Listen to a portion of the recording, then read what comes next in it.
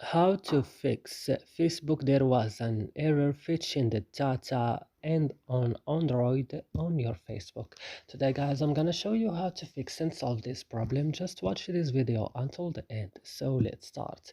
First you will just open settings, and when you settings it's opening, you will just go to apps, and on apps now guys, you will just scroll down and go directly to Facebook, and when you found it, just open it like this and then go to storage, and on storage go to the last option, clear data, click on it, then click OK, and that's it. It will work with you. So I hope this video is useful for you. Do not forget to like, also subscribe in our channel. See you in another video.